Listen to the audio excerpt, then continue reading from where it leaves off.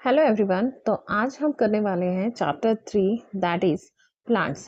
Plants वाले chapter का introduction video मैंने ऑलरेडी पोस्ट कर दिया है। अगर आपने नहीं देखा है तो आप जाके हमारे यूट्यूब चैनल पे देख सकते हैं, क्योंकि इंट्रोडक्शन चैप्टर करने के बाद आपको ये जो पूरी टॉपिक है, जैसे कि टेस्ट किल में आपको दी गई है, parts of plant, reproduction in plants, seed structure and germination, seed dispersal, agriculture and things we get from plant, ये सारे टॉपिक और ये जो भी टॉपिक जो इस चैप्टर में आने वाले हैं मैंने ऑलरेडी सब कुछ डाल दिया है इंट्रोडक्शन वीडियो में।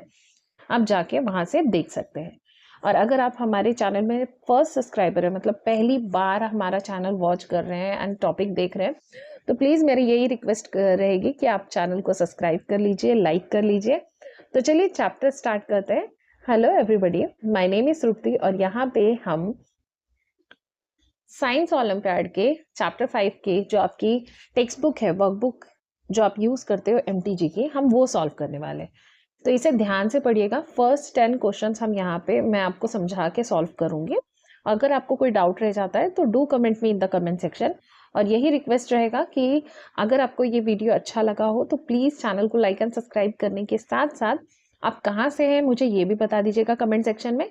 और अपने फ्रेंड्स के साथ ये वीडियो शेयर कीजिए, क्योंकि हम जितना ज़्यादा शेयर करेंगे उतना ही ज़्यादा हम बच्चों को इस चैनल के बारे में या इस चैप्टर को कैसे सॉल्व करना है उसके बारे में हम समझा पाएंगे। तो चलिए स्टार्ट करते हैं।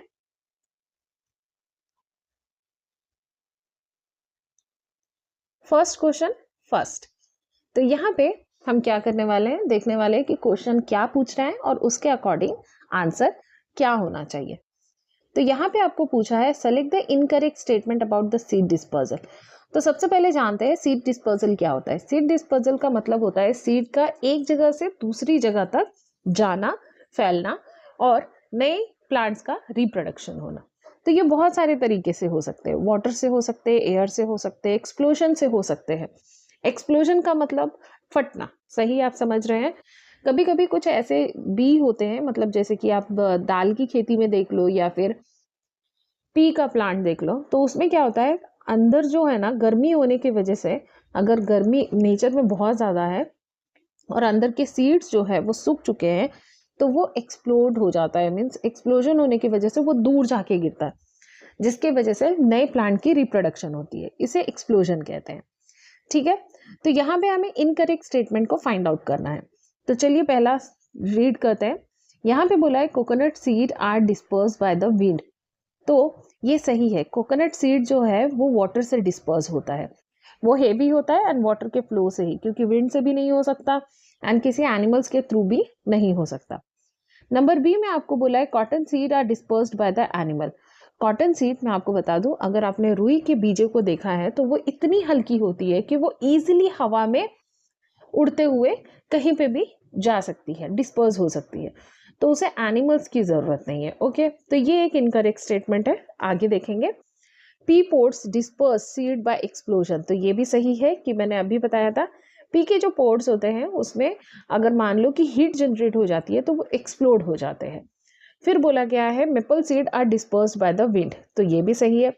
तो यहाँ पे इनकरेक्ट इनकरेक्ट ऑप्शन कौन सा है? इनकरेक्ट ऑप्शन है cotton seed are dispersed by animals. तो ऑप्शन बी जो है ये इसका करेक्ट आंसर होगा। ओके, चलिए क्वेश्चन नंबर 2 देखते हैं। क्वेश्चन नंबर 2 में क्या पूछा है।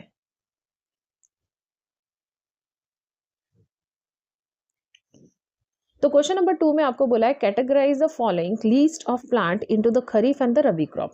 तो हमें यहाँ पे kharif and the rabi crop के अकॉर्डिंग यहाँ पे कैटेगराइज करनी है क्या?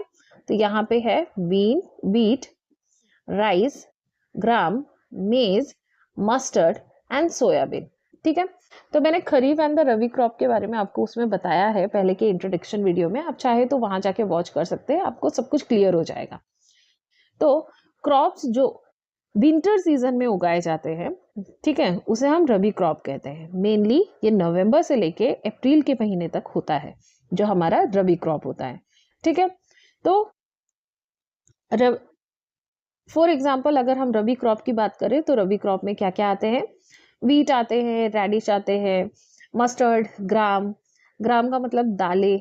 ठीक है, तो ये सारी चीजें आती है। तो यहाँ पे रबी क्रॉप में बोला गया है वीट, ग्राम, मस्टर्ड। वीट, ग्राम और मस्टर्ड जो है ये ठंडी वाली क्रॉप है, तो ये रबी क्रॉप में आते हैं। और जो गर्मियों के टाइम में लगाई जाती है, लाइक जिसके बाद रेनी सीजन आता है, तो उसके लिए कौन से क्रॉप्स होते हैं? सोयाबीन, मेज एंड राइस। ठीक है, तो ये खरीफ क्रॉप है। तो ऑप्शन बी जो है ये इसका करेक्ट आंसर है। ओके, चलिए नेक्स्ट क्वेश्चन देखते हैं। नेक्स्ट क्वेश्चन में आपको बोला गया है which of the following plant reproduce through spores. Spores के थ्रू कौन सा प्लांट जो है वो रिप्रोड्यूस करता है? ओके, यहाँ पे लोटस दिया है आपको, मशरूम दिया गया है। ऑप्शन नंबर सी में आपको बोला गया है पी एंड रोज। हमें पता है कि रोज जो है वो स्टेम से होता है। ओके, पी जो है उसे सीड से होता है कि नहीं? वेरस अगर हम बात करें लोटस, लोटस भी उसके सीड्स होते हैं जिसकी वजह से ये होता है। तो स्पोर्स की वजह से क्या होता है? स्पोर्स की वजह से मशरूम होता है। तो इसका सही ऑप्शन होगा option number B will be the correct option. Okay, चलिए क्वेश्चन नंबर 4 देखते हैं।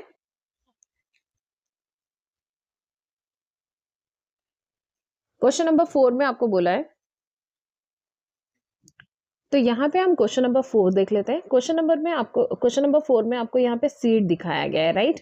तो सीड को देखिए, तो यहाँ पे बोला है refer to the given figure and identify the part that store food for the baby plant. तो जो सीड्स होते हैं उसमें बेबी प्लांट के लिए फूड स्टोर्ड होते हैं। तो सबसे पहले हम जानेंगे कि एक्स किसे कहते हैं, वाई किसे कहते हैं, जेड किसे कहते हैं। ओके, एक्स का मतलब होता है, एक्स जो है हमारा वो है सीड कोट। ठीक है, इसे हम क्या कहेंगे? Seed coat. तो मैं यहाँ लिख देती हूँ। फिर उसके बाद वाई जो है हमारा वो है कॉटिलेडन। कॉटिलेडन।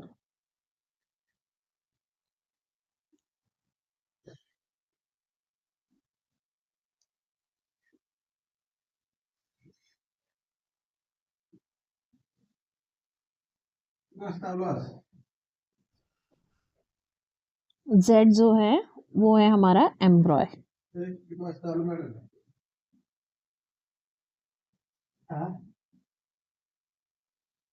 ठीक है, तो एक्स है हमारा सीड कोट, वाई है हमारा कॉटिलेडन एंड जेड है एम्ब्रॉय। तो एक्स, वाई जो है, वाई का काम होता है फूड स्टोर करना फॉर द बेबी प्लांट। तो यहाँ पे ऑप्शन बी जो है उसका परफेक्ट आंसर होगा। ठीक है, तो चलिए अब हम क्वेश्चन नंबर 5 देख लेते हैं। क्वेश्चन नंबर 5 में आपको बोला है,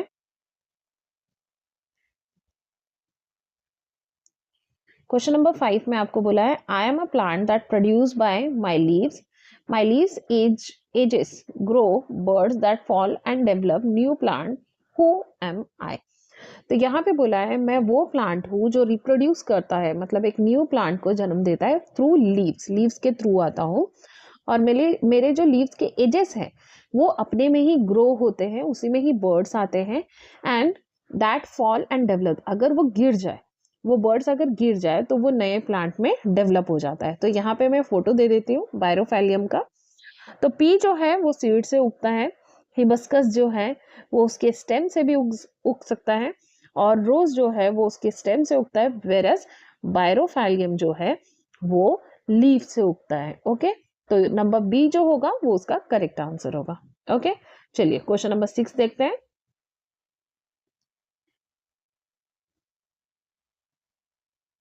क्वेश्चन नंबर 6 में आपको बोला है match column 1 with column 2 and select the correct option from the given code. तो कॉलम 1 एंड कॉलम 2 दिया हुआ है, sickle, plough, seed drill and thresher. तो ये सबका काम क्या होता है? हमें इसे मैच करना है। तो sickle, plough, seed drill and thresher. Sickle जो होता है use to cut mature crop. जब मैच्योर क्रॉप आ जाता है ना तो हम सिकल इज अ प्रोसेस जिससे हम मैच्योर क्रॉप को कट करते हैं। ओके, तो यहाँ पे 4 का ए होगा।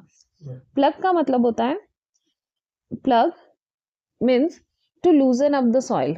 सॉइल को मतलब सीड्स सोन करने से पहले सॉइल को क्या किया जाता है? लूज अप किया जाता है ताकि वो थोड़ा एयरी हो जाए।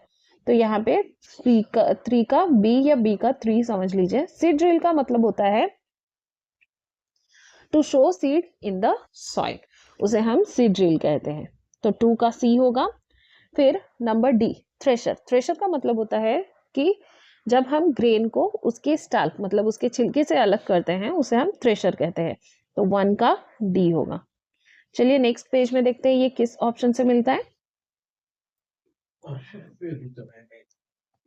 यहाँ पे ऑप्शन डी जो है ये इसका करेक्ट ऑप्शन है।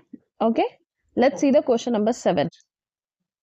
क्वेश्चन नंबर 7 में बोला है which of this seed are disperse by the animal. कौन सा सीड है जो एनिमल के थ्रू डिस्पर्स होता है। पहला ऑप्शन में है डैंडिलियन, दूसरा है कुकलेबर, तीसरा है हिप्टेज एंड चौथा है पॉपी। ओके, तो डैंडिलियन को अगर आप ध्यान से देखेंगे तो ये बहुत ही लाइट दिख रहा है, राइट। तो ये जाहिर सी बात है कि एनिमल के थ्रू नहीं, विंड के थ्रू ही ये होता है। अगर आप हिप्टेज को ध्यान से देखेंगे तो hiptage is looking like a pea plant, मतलब पी पोड की तरह दिख रहा है। तो जाहिर सी बात है ये एक्सप्लोजन से होता होगा। पॉपी का भी कुछ वैसा ही है। पॉपी सीड जो है वो भी एक्सप्लोड मीन्स एक्सप्लोजन से ही क्या होता है, डिस्पर्स होता है।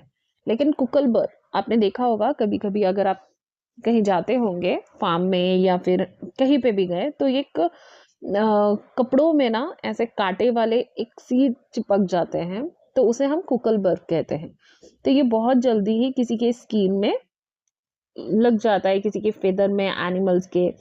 ठीक है, अगर आप नई लोकेशन पे ट्रैवल कर रहे हैं तो ये सीड जो होते हैं इसमें स्पाइंस होते हैं, कांटे की तरह हुक होते हैं जो बहुत जल्दी अटैच हो जाते हैं।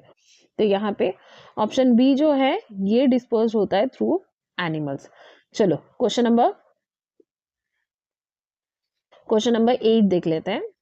क्वेश्चन नंबर 8 में आपको बोला है refer to the Venn diagram the plant X can be. तो हमें यहाँ पे प्लांट एक्स क्या है ये बताना है। तो यहाँ पे बोला है प्लांट विथ एडिबल स्टेम, जो प्लांट एडिबल स्टेम के साथ है, एडिबल स्टेम के साथ प्लांट है।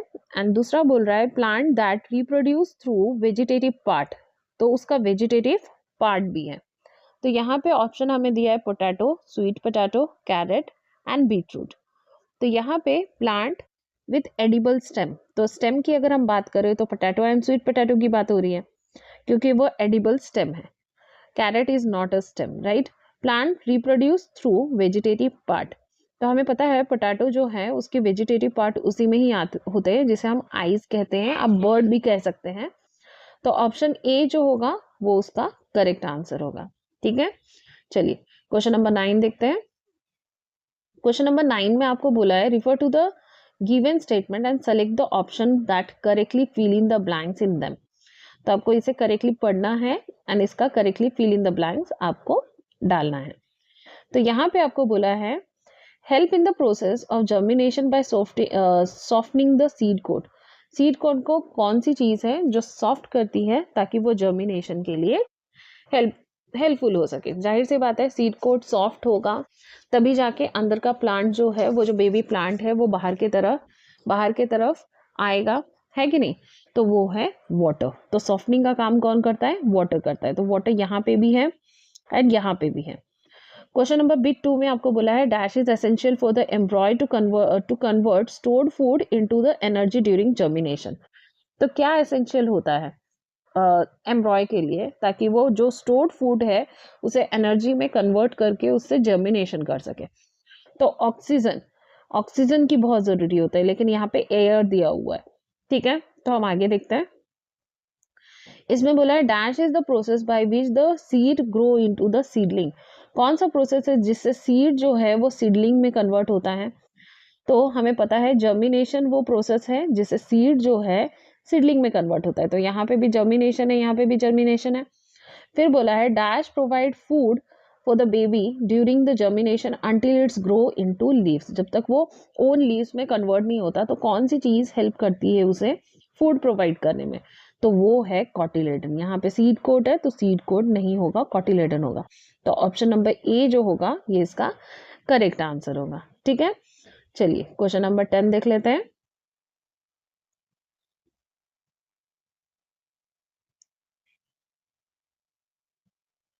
क्वेश्चन नंबर 10 में आपको बोला है identify the odd one out based on the method of the seed dispersal. तो ऑड वन को हमें odd one identify the odd one based जो है उसे हमें आउट करना है मेथड ऑफ सीड डिस्पर्सल। अगर हम मेपल की बात करें, कॉटन की बात करें, डैंडिलियन की बात करें, तो ये और गुआवा, तो इसमें ऑड वन कौन सा है? तो गुआवा है, क्योंकि गुआवा के सीड जो होते हैं वो फ्रूट के अंदर होते हैं। वेरस मैपल, डैंडिलियन और कॉटन जो है ये इतने लाइट वेट होते हैं कि ये बहुत ईजिली ही डिस्पर्स हो सकते हैं विंड के थ्रू, राइट, लेकिन गुआवा नहीं हो सकता। तो यहाँ पे अगर हम ऑड वन की बात करें तो क्वेश्चन नंबर 10 का बिट डी, मतलब डी वाला पॉइंट जो है वो इसका ऑड वन है। तो ऑप्शन नंबर डी इसका ऑड वन होगा। तो option D will be the correct answer. Okay, तो होप सो आपको यहाँ तक समझ में आया होगा। अगर कोई डाउट है तो कमेंट सेक्शन में बताइए, और ये सॉल्व करने से पहले इंट्रोडक्शन वीडियो देख लीजिए, आपके लिए बहुत हेल्पफुल रहेगा। तब तक के लिए स्टे ट्यून्ड एंड बाय।